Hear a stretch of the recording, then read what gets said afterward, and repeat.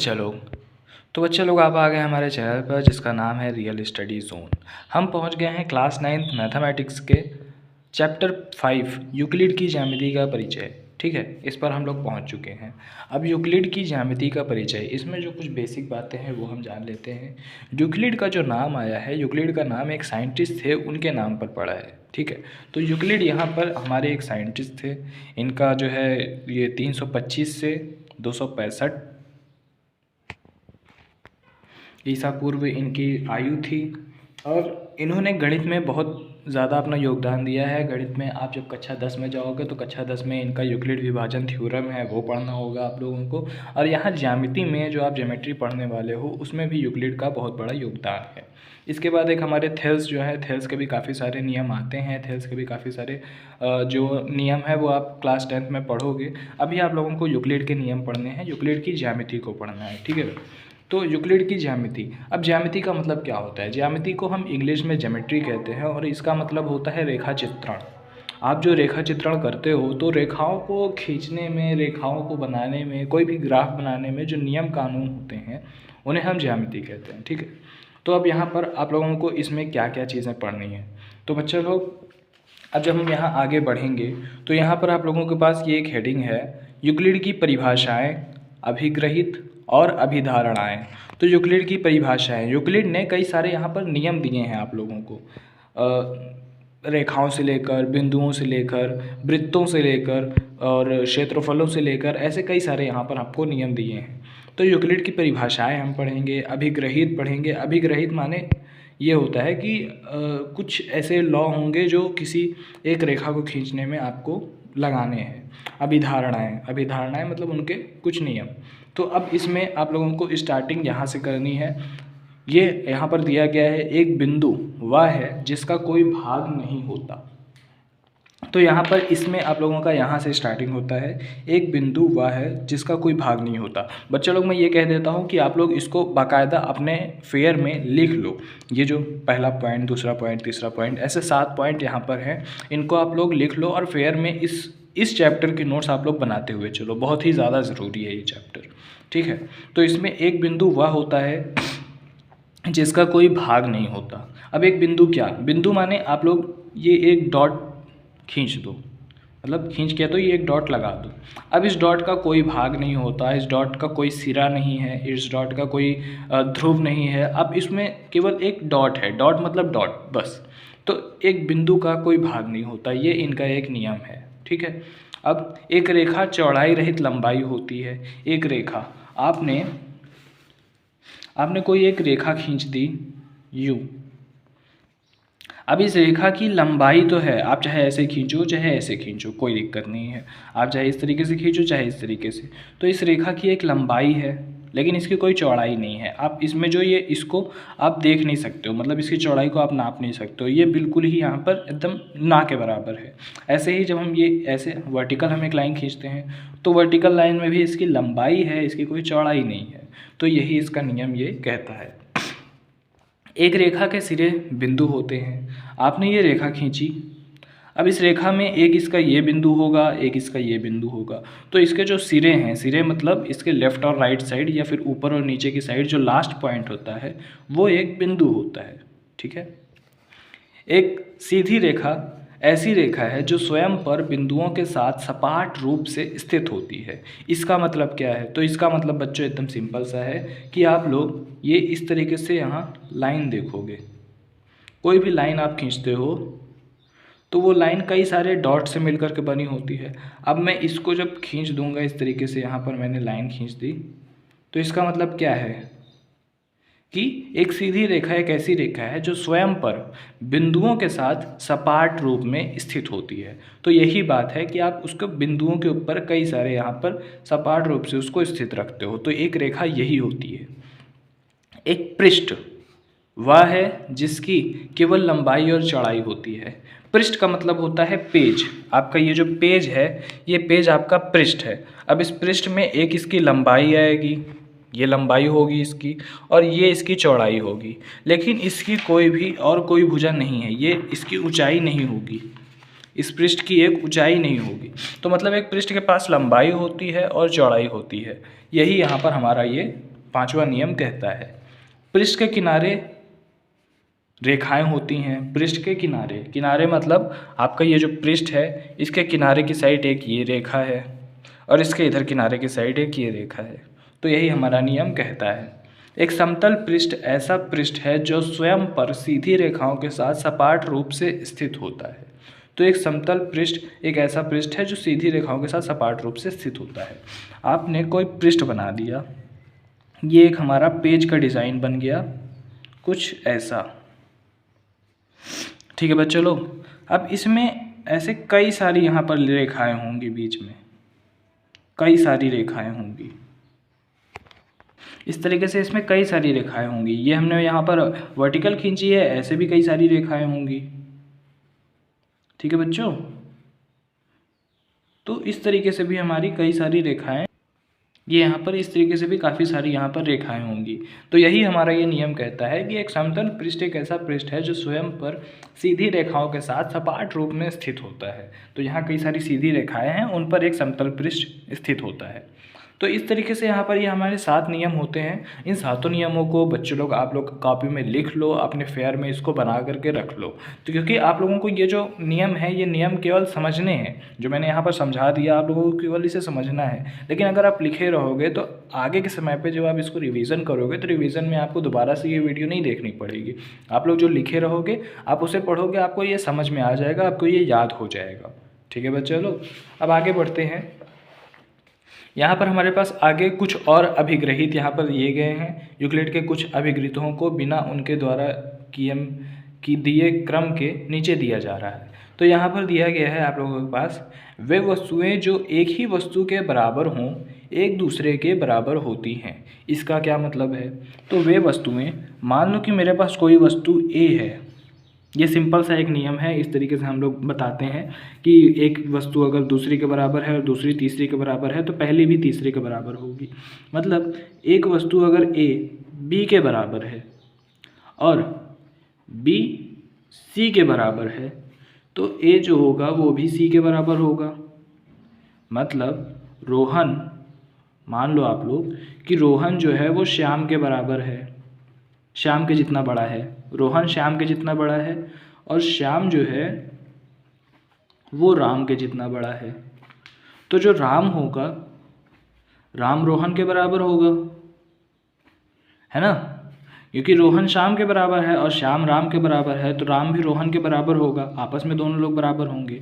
ये इसके बराबर है और ये इसके बराबर है, तो ये दोनों भी तो आपस में बराबर होंगे, ठीक है। तो यही हमारा ये नियम कहता है कि अगर कोई एक ही वस्तु अगर सेम वस्तु के बराबर है तो वो दोनों आपस में भी बराबर होंगे। इसके बाद यदि बराबरों को बराबरों में जोड़ा जाए तो पूर्ण भी बराबर होते हैं। बराबरों को बराबर में जोड़ा जाए मतलब मेरे पास एक तरफ है 8 और दूसरी तरफ भी है 8। इस तरफ अगर मैं 4 जोड़ूं और इस तरफ भी मैं 4 जोड़ूं तो मुझे यहाँ पर 12 मिलेंगे और यहाँ पर 12 मिलेंगे। यही हमारा नियम कहता है कि अगर बराबर संख्या में बराबर संख्या को जोड़ा जाए तो बराबर होते हैं, आपस में बराबर होते हैं।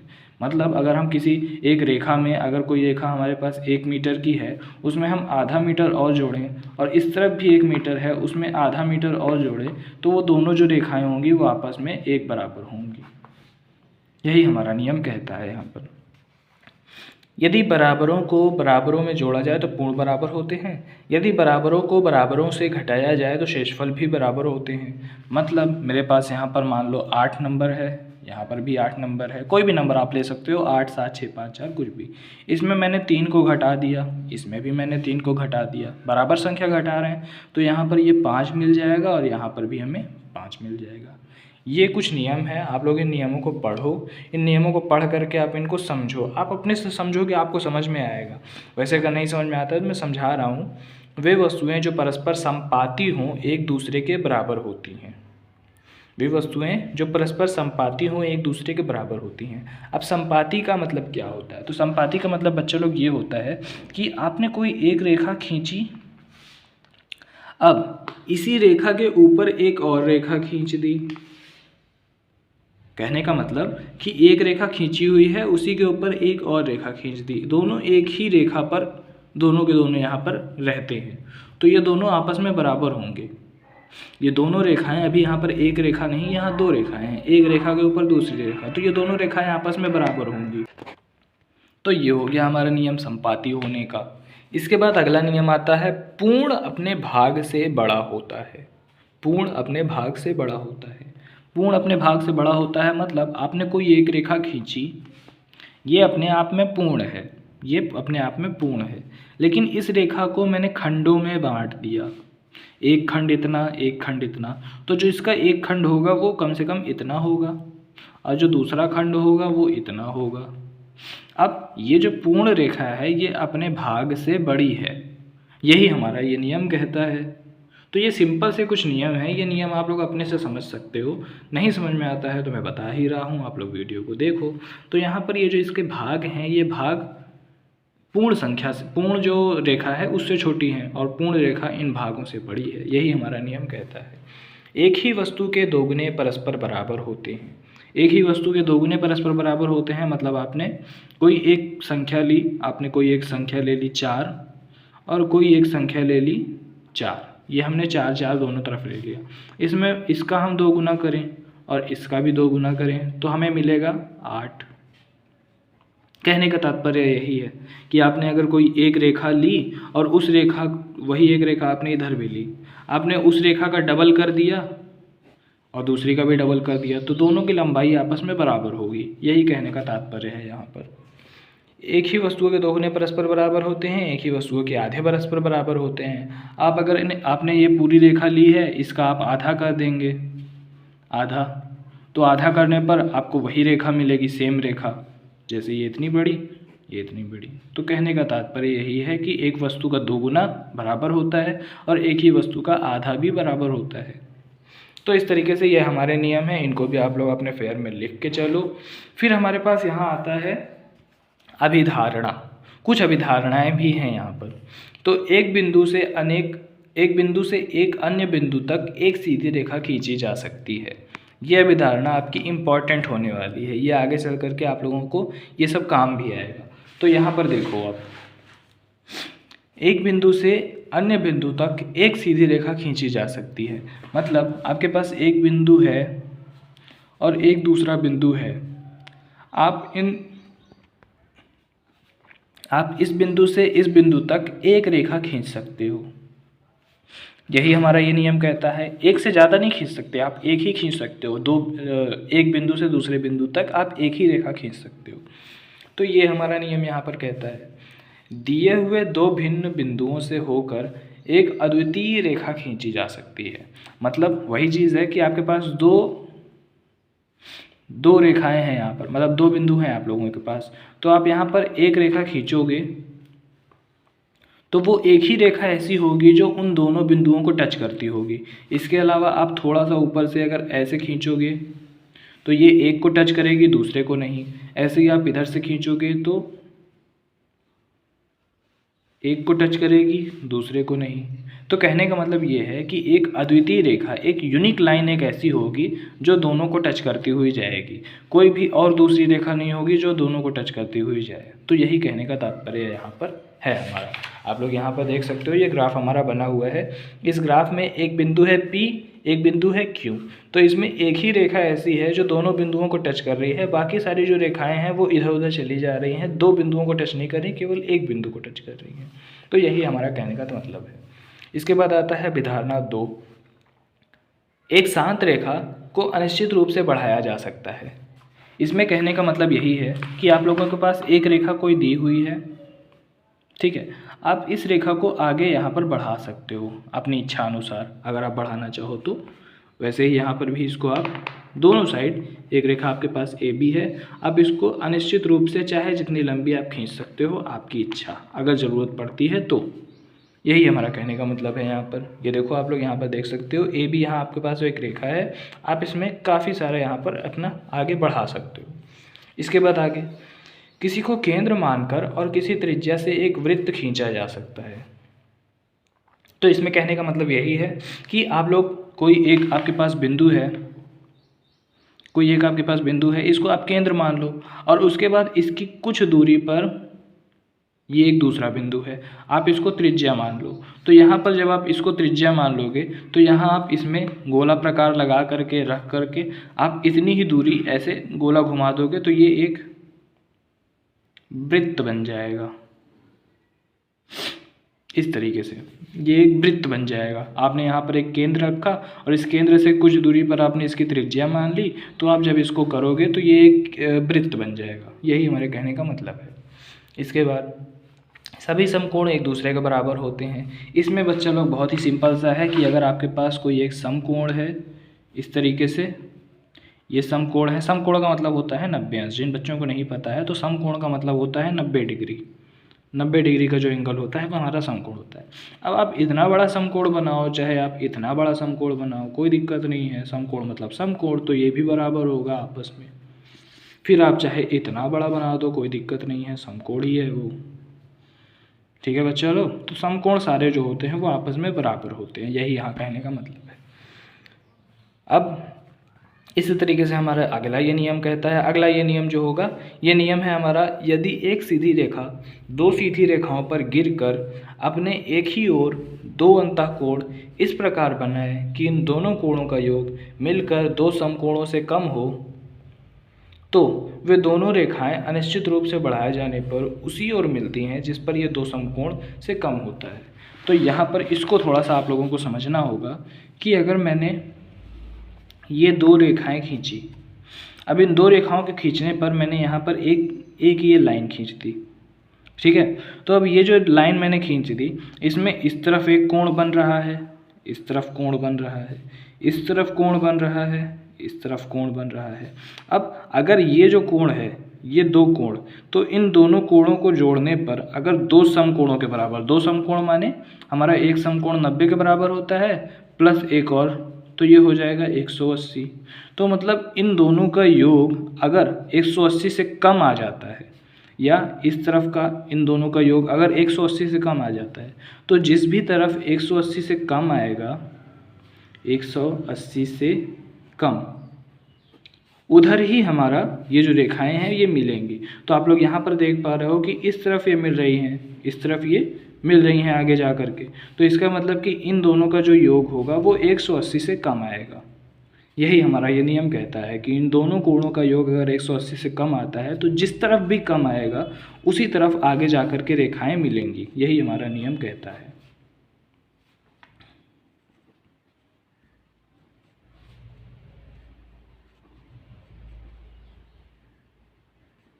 यही हमारा नियम कहता है, ठीक है। तो इस तरीके से हमारे ये सारे के सारे यहाँ नियम खत्म हो जाते हैं। अब हम आ जाते हैं हमारे प्रश्नावली 5.1 पर। तो यहाँ प्रश्नावली 5.1 जो है ये हमारा सत्य और असत्य यानी ट्रू फॉल्स के लिए दिया गया है। तो अब इसमें आप लोगों को क्या करना है, आप लोग यहाँ पर पढ़ो और समझो। एक बिंदु से होकर केवल एक रेखा खींची जा सकती है, ये बिल्कुल ही गलत है, ये बिल्कुल गलत है। तो आप जब देखोगे, यहाँ पर हम आ जाते हैं अपने प्रश्नावली 5.1।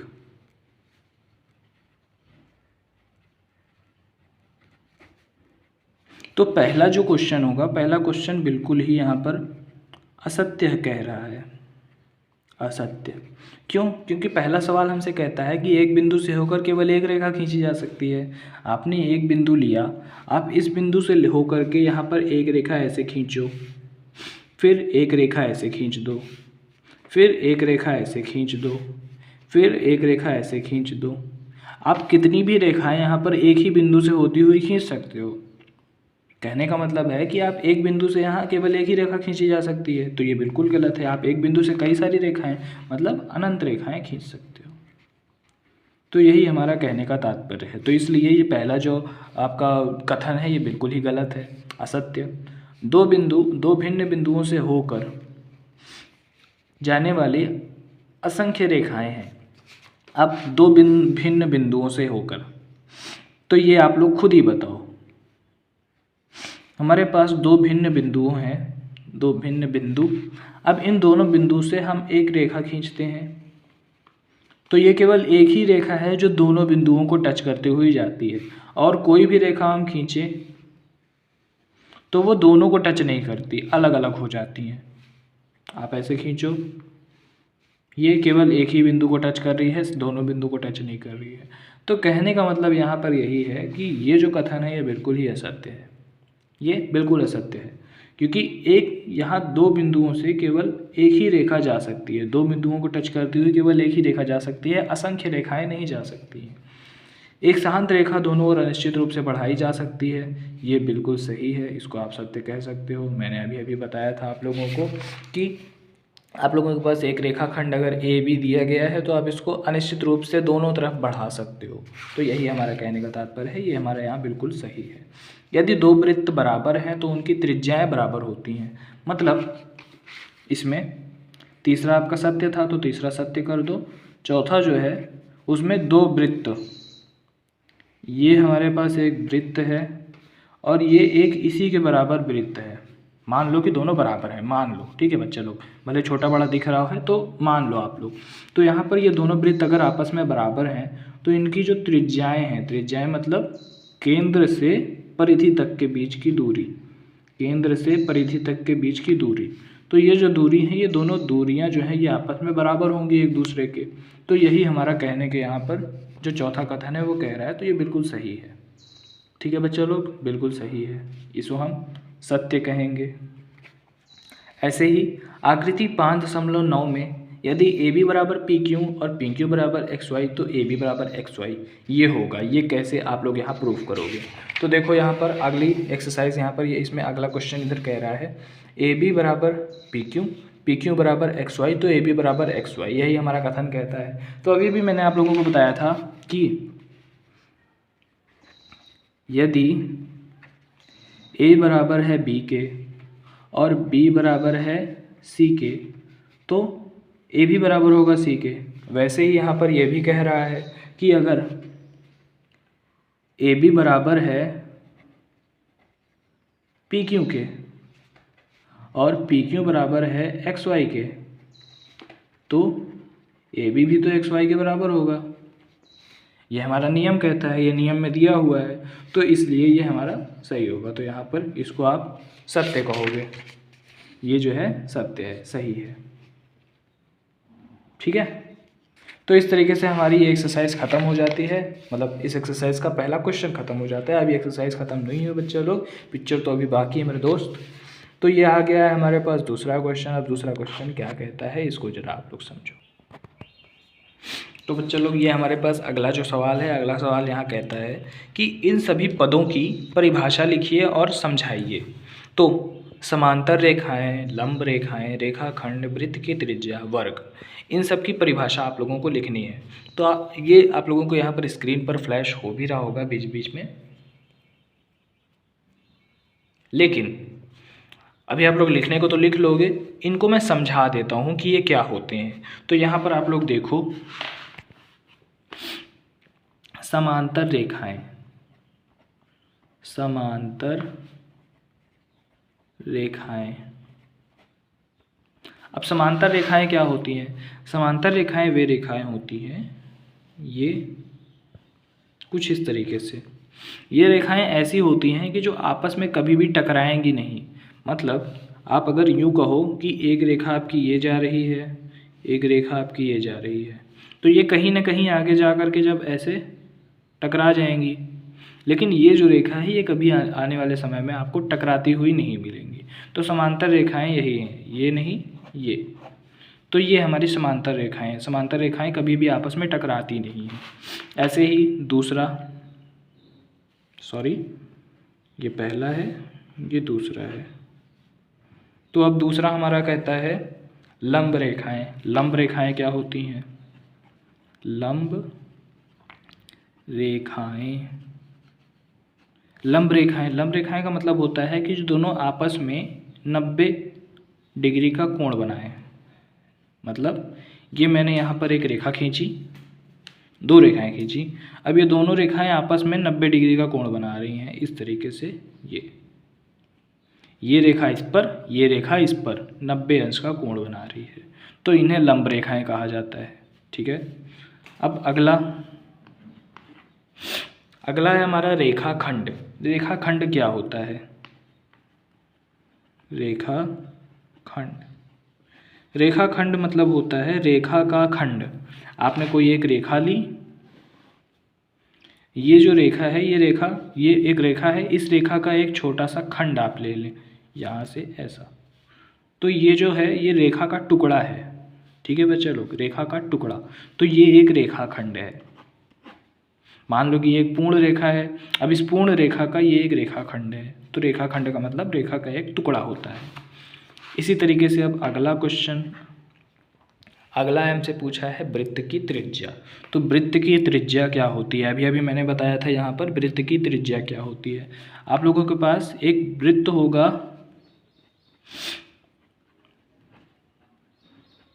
कोई एक आप लोगों के पास वृत्त है, यार मैं वृत्त अच्छा बनाने लगा भाई। तो वृत्त मैंने एक बना लिया, अब इस वृत्त का कोई केंद्र होगा, इस केंद्र से परिधि के बीच की जो दूरी होगी, ये जो दूरी है यही इसकी त्रिज्या होती है, और त्रिज्या को r से प्रदर्शित करते हैं, स्मॉल r से। ठीक है, तो त्रिज्या को r से प्रदर्शित करते हैं। त्रिज्या जो होती है वो केंद्र से परिधि की दूरी होती है।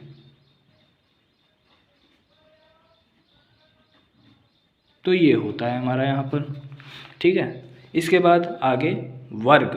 वर्ग क्या होता है, अब वर्ग में थोड़ा सा सतर्क हो जाओ बच्चा लोग। वर्ग क्या होता है, वर्ग का मतलब होता है कि आप लोगों के पास एक ये रेखा है और एक ये रेखा है और एक ये रेखा है और एक ये रेखा है। मैं बच्चों की तरह बता रहा हूँ। ये वर्ग में आप लोगों के पास 4 भुजाएं होती हैं, चारों भुजाएं आपस में बराबर होती हैं। मतलब अगर ये भुजा ए है, ये भी भुजा ए होगी, ये भी भुजा ए होगी, ये भी भुजा ए होगी।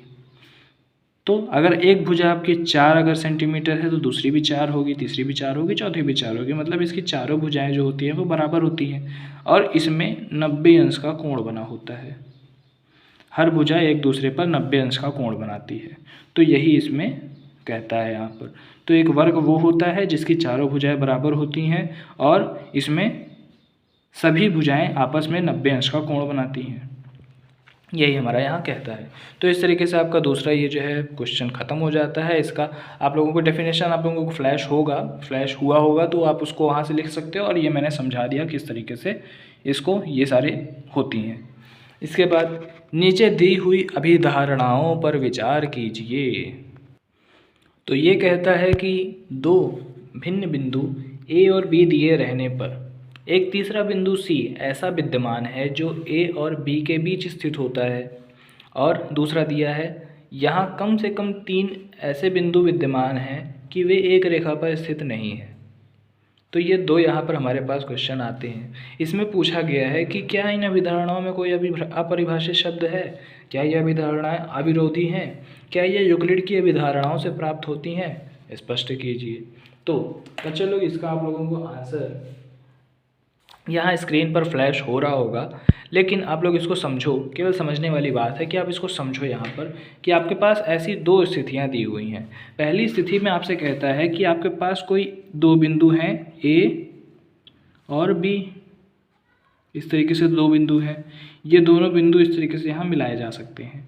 अब इसका जो बीच का बिंदु है ये हमारे पास C विद्यमान है कुछ इस तरीके से, तो ये पहली स्थिति हो जाती है, पहली स्थिति। दूसरी स्थिति यहाँ पर कहता है कि आपके पास कम से कम ऐसे 3 बिंदु होने चाहिए, लेकिन वो एक रेखा पर स्थित नहीं है। तो ऐसा कैसे होगा, आपने कोई एक बिंदु लिया A और कोई दूसरा बिंदु B, कुछ इस तरीके से। अब एक तीसरा बिंदु आप लोगे यहाँ कहीं पे, मान लो ये आप लोगों का C यहाँ पर दिया गया है, तो इस तरीके से भी स्थिति हो सकती है। ये जो बिंदु होगा ये ऐसे कुछ इन तीनों से मिलेगा, तो ये हमारी दूसरी स्थिति हो जाती है। अब इसमें कई सारे पद अपरिभाषित हैं, मतलब कि ये जो है यहाँ पर ये इस तरीके से यहाँ बीच में इधर माना गया है, लेकिन इसमें जो है इस स्थिति में हमारे पास ये बिंदु ऐसी जगह पर माना गया है जो इन दोनों बिंदुओं पर लाई नहीं करता, इन दोनों बिंदुओं पर नहीं मिलता है।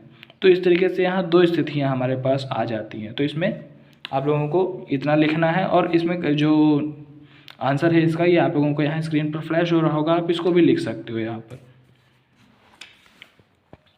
अगला यदि दो बिंदुओं ए और बी के बीच एक बिंदु सी ऐसा स्थित है कि ए सी बराबर बी सी है, तो सिद्ध कीजिए कि ए सी 1/2 ए बी है। एक आकृति खींचकर इसे स्पष्ट कीजिए। तो बच्चे लोग ये बहुत ही आसान है, ये बहुत ही आसान है, इसमें आप लोगों को बिल्कुल भी घबराने वाली बात नहीं है। इसको आप लोग देखो कैसे करोगे।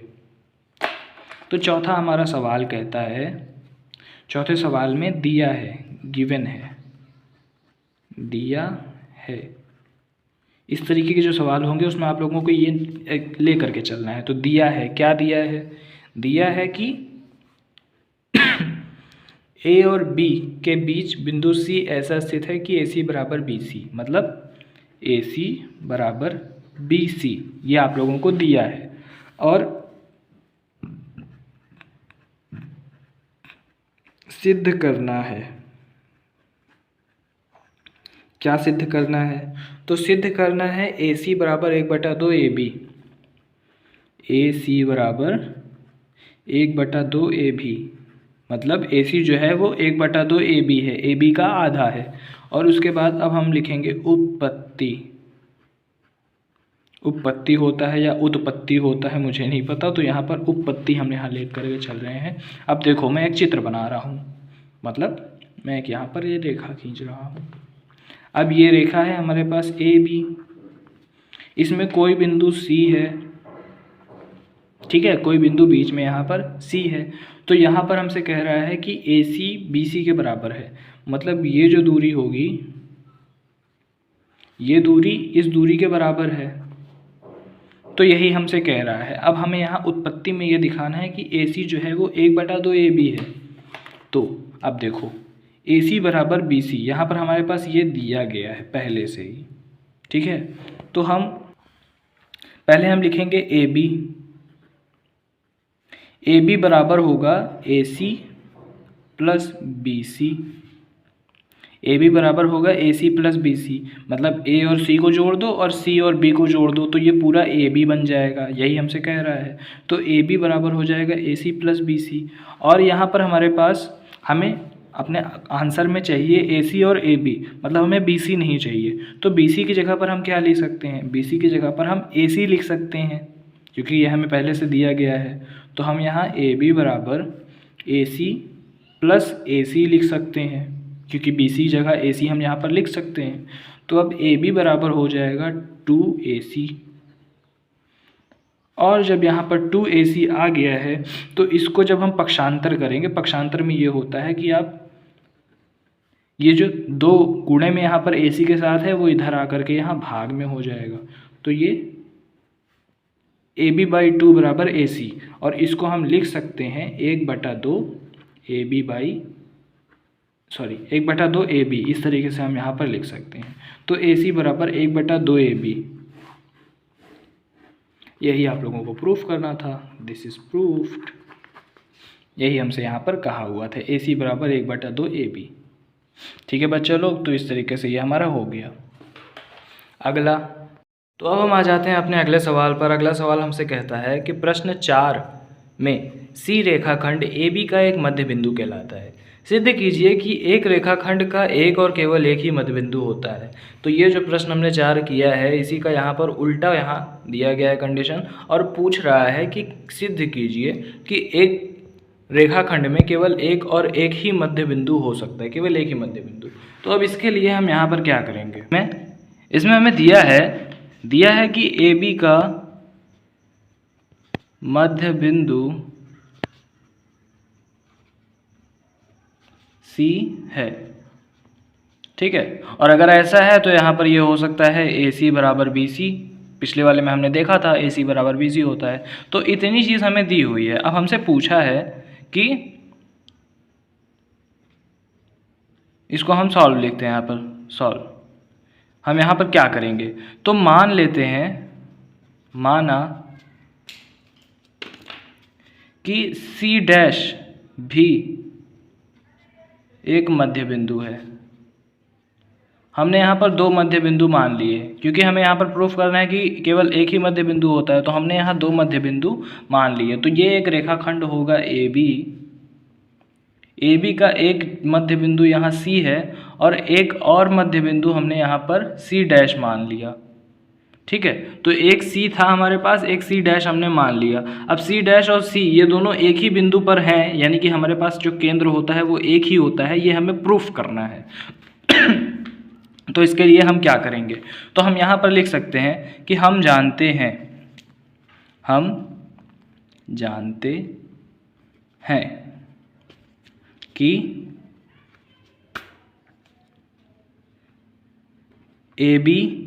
AC बराबर BC होता है, और चूंकि C डैश भी मध्य बिंदु है तो AC डैश बराबर BC डैश होगा। तो ये हमारे पास कंडीशन निकल के आ गई। एक कंडीशन और निकल कर के आ जाती है कि AB बराबर होगा AC प्लस BC, और यहाँ पर AB बराबर होगा AC dash plus BC dash. अब इन दोनों की हम तुलना कर लेते हैं। ये हमारा समीकरण 1 है और ये हमारा समीकरण 2 है। तो इसमें यहाँ पर आप लोग देख पा रहे हो कि AB हमारा सेम है, दोनों में कॉमन है हमारे पास। तो हम यहाँ तुलना करने पर हम लिख सकते हैं तुलना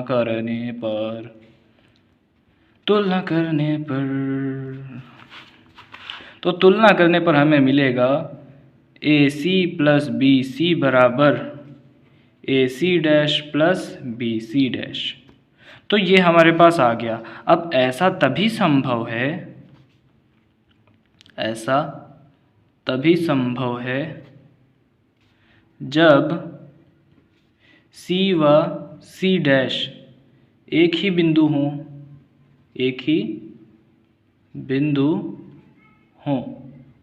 तो इससे यह प्रूफ हो जाता है कि जो केंद्र होता है, केंद्र एक ही होता है, केंद्र कई सारे यहाँ नहीं हो सकते हैं, केंद्र केवल एक ही होता है। तो हमने यहाँ लिख दिया AC प्लस BC बराबर AC dash plus BC dash. ऐसा तभी संभव है जब C और C डैश एक ही बिंदु पर स्थित हों। तो ये हो गया हमारा, इस तरीके का आंसर हो गया। अगला सवाल हमसे कहता है कि आकृति 5.10 में यदि AC बराबर BD है तो सिद्ध कीजिए कि AB बराबर CD है। तो ये हमें प्रूफ करना है। अब इसको हम कैसे प्रूफ करेंगे, तो यहाँ पर हमें दिया गया है कि AC बराबर BD है, BD मतलब एक रेखाखंड ये है हमारे पास जिसमें A B C D 4 यहाँ पर बिंदु है हमारे पास। तो AC बराबर है BD के, ये हमें दिया गया है और हमसे पूछा है कि सिद्ध करो कि AB बराबर है CD के, ये हमें प्रूफ करना है। तो अब हम यहाँ पर क्या लिखेंगे, तो इसमें उत्पत्ति इसकी हम लिखते हैं। इसमें हमें एक चीज़ मिलेगी कि AC को हम क्या लिख सकते हैं, AC को हम यहाँ पर लिख सकते हैं AC बराबर AB प्लस BC। ऐसे ही BD को हम लिख सकते हैं BD बराबर BC प्लस CD, इस तरीके से। अब इन दोनों में अगर हम BC को घटा दें, BC मतलब ये इस खंड को घटा दें अगर, तो इस खंड को घटाने पर हमारे पास क्या मिलेगा, देखो हमने इसमें अगर हम इस वाले पद में देखें, इसमें इस समीकरण में, तो समीकरण 1 में BC घटाने पर